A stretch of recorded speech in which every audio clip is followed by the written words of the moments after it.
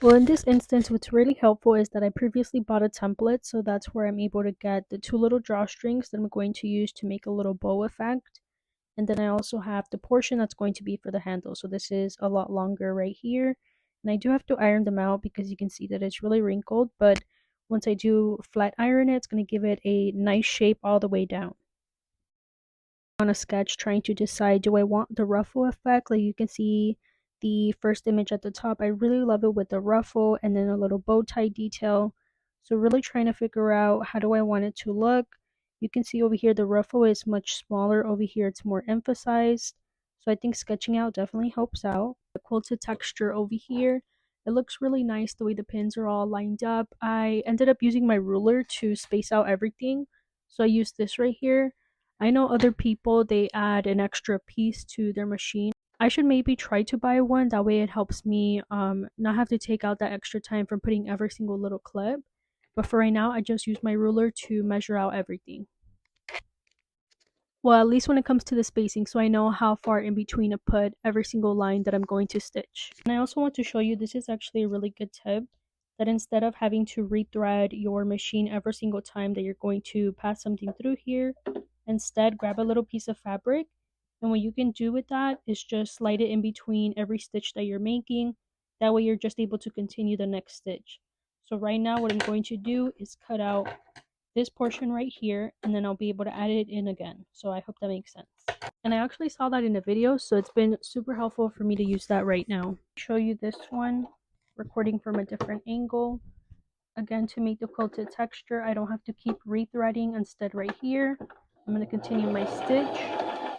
And I'll show you when I take it out as well. So let me try to make this. Because I used to have a hard time with the quilting, but of course that's when I was first learning, so that makes sense. And this one right here, I'm not using a template that I bought. I only used it for the straps that I have over here, but not for the actual product. So this is my own design that I had to create. Let me finish this up. Hopefully it's not too loud for you guys. On my end it is. And so here showing you, look, I'm cutting out the little rectangle that I have. This is what I'm going to feed in next. I'm able to repeat that process, and you can see in between each stitch that I'm making, this is very, very useful. And I'm able to create my quilting's texture. And I think this pattern is so pretty. It has like little florals, but it's not like anything crazy. The color is also an aqua blue. You see it better when I pull it back. If I put it too close, it gives it like a greenish type of tone, but it's actually a really pretty blue. Like this one is super light, but this one's a very like bright color, so I definitely love this. Not that I don't like my machine. This has been super helpful for me. And being that I had to replace it, I used to have a white one because it matches my aesthetic, but yeah, we've stuck with this one. And then I added little stickers in the front, so I love to decorate and accessorize my things. I know a lot of people are just like that. And as I'm looking at the product, I'm also seeing that you don't necessarily have to add the clips in the front. You can actually put them in the back, and it might be a little bit easier to align them since it's just white right here because of this padding, whereas the other side has the design. So if you wanted to add your pins facing this way, I think that's also a great idea. I might have to do that in the future. Also, I think it's a really helpful tip that when you're placing these little clips for the fabric, you should maybe turn them the opposite side around. That way when you need to slide them out, it's much easier to do so. Because the way that I have some of mine is they're facing directly where the needle would go. And then when I get really close to over here, it makes it kind of difficult to remove this little tip since it's pointing that way. But if you have it in this direction facing you, it's a lot easier to just slide it out. So another tip. For me, I mean, it doesn't bother me because I'm working on it right now. But, you know, for you, if maybe you're a new person, you know, to this type of technique, face it in your direction just to make it easier. So I also went ahead and I used my pen to do the outline so I can start sewing this project. Hopefully everything turns out correct. As you can see, I had to do multiple lines. But again, I'm not using a specific pattern. These are my own measurements. So let's go to the sewing machine. And I'm also surprised because I've been cleaning up my workspace so it's not super messy. Also on this end, you can see I just have a pen, scissors, my seam ripper. Always need to have a seam ripper, super helpful. And of course my sewing machine area, it's looking nice and clean. I just have the little placeholder for when I'm sewing, and everything's looking super good so far. So let's get back to here. So what I'm doing right here is I'm sealing the edges of this project. That way I can go ahead and flip it around. So following my lines, because I did do several lines, what I end up doing is I make like some more bold markings on the line so I know which one to follow. Because here I have 3, and if I don't follow it, then one of the corners could come out smaller. So if you happen to do the same thing, just make something more bold, do like some markings so it's able to guide you. So I did sew all the way around, but I was almost forgetting that I need to leave an opening in order to flip the project inside out, because if I completely seal it, then how is that going to happen? So I left about like, what is this, like 4 inches of a gap right here. So now I'm going to go and flip it around. Oh, and also before flipping, I'm going to trim out all this extra that's left. This is almost like half an inch right here. So obviously I don't want it to be super bulky. And I'm going to see if I can refine some of the edges so the corners can be a little bit straighter. That's also something that I've learned from working on projects like this.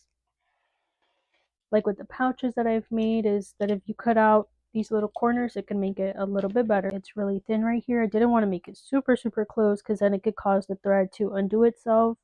So I just did it close enough. And then with the corners, I did try to make it like a little round shape.